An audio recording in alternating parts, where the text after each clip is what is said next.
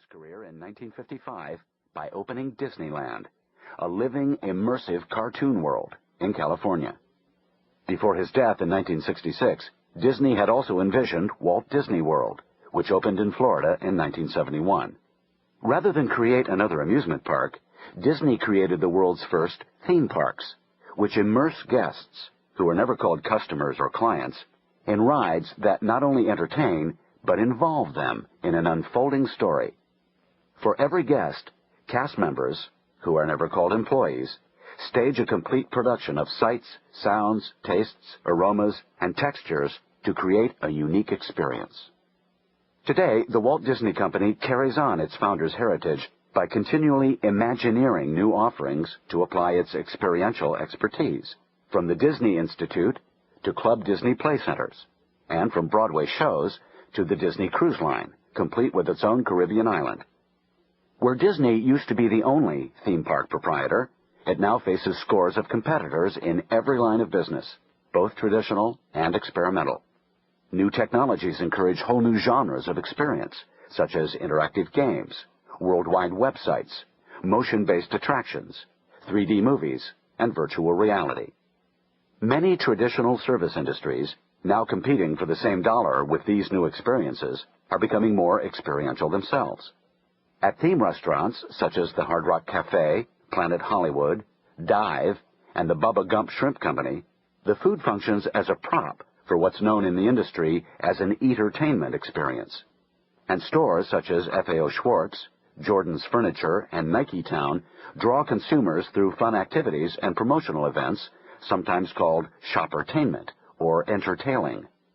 The commodity mindset, according to former British Airways chairman Sir Colin Marshall, means mistakenly thinking that a business is merely performing a function, in our case, transporting people from point A to point B on time and at the lowest possible price. What British Airways does, he continued, is to go beyond the function and compete on the basis of providing an experience. The company uses its base service, the travel itself, as a stage for a distinctive en route experience, one that gives the traveler a respite from the inevitable stress and strain of a long trip. Even the most mundane transactions can be turned into memorable experiences. Russell Vernon, owner of West Point Market in Akron, Ohio, where fresh flowers decorate the aisles, restrooms feature original artwork, and classical music wafts down the aisles, describes his store as a stage for the products we sell.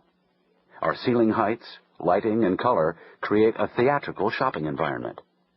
Consumers aren't the only ones to benefit from experiences. Many companies hire theater troupes to turn otherwise ordinary meetings into improvisational events. An example is the Minneapolis-based Interactive Personalities Incorporated, which stages rehearsed plays and spontaneous scenes with audience members and displays computer-generated characters that interact in real time. And business-to-business marketers increasingly orchestrate elaborate venues for selling. In June 1996, Silicon Graphics, for example, opened its Visionarium Reality Center at its corporate headquarters in Mountain View, California, to bring customers and engineers together in an environment where they could interact with real-time, three-dimensional product visualizations. Attendees view, hear, and touch, as well as drive, walk, or fly through myriad product development simulations. As former chairman and CEO Edward R. McCracken related at the time, this is experiential computing at its ultimate, where our customers can know what their products will look like, sound like, feel like before manufacturing.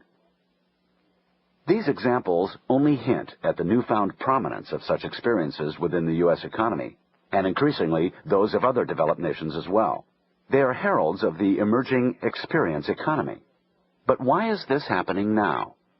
The most encompassing answer resides in the nature of economic value and its natural progression, like that of the coffee bean, from commodities to goods to services, and then to experiences. An additional reason for the rise of the experience economy is, of course, rising affluence.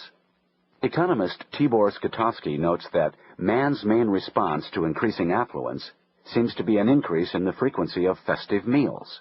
He adds to the number of special occasions and holidays considered worthy of them, and ultimately, he makes them routine, in the form, say, of Sunday dinners. The same is true of experiences we pay for. We are going out to eat more frequently at increasingly experiential venues, and even drinking more festive types of coffee. Each economic offering differs from the others in fundamental ways, including just what exactly it is, and each successive offering creates greater economic value. All too often, some manager claims a company is in a commodity business, when in fact, the product sold is not a true commodity. The perception results in part from a self-fulfilling commoditization that occurs whenever an organization fails to fully recognize the distinctions between higher value offerings and pure commodities. If you fear that your offerings are being commoditized, listen to the simple descriptions that follow. And if you think your offerings could never be commoditized, think again. A haughty spirit goes before a great fall in prices. True commodities are materials extracted from the natural world, animal, mineral, vegetable. People raise them on the ground, dig for them under the ground, or grow them in the ground. After slaughtering, mining, or harvesting the commodity, companies generally process or refine it to yield certain characteristics, and then store it in bulk before transporting to market. By definition, commodities are fungible. They are what they are. Because commodities cannot be differentiated, commodity traders sell them largely into nameless markets, where some company purchases them for a price determined simply by supply and demand. Using commodities as their raw materials, companies make and then inventory goods, tangible items sold to largely anonymous customers who buy them off the shelf, from the lot, out of the catalog, and so on. Because manufacturing processes actually convert the raw materials in making a variety of goods, leeway exists to set prices based on the costs of production as well as product differentiation.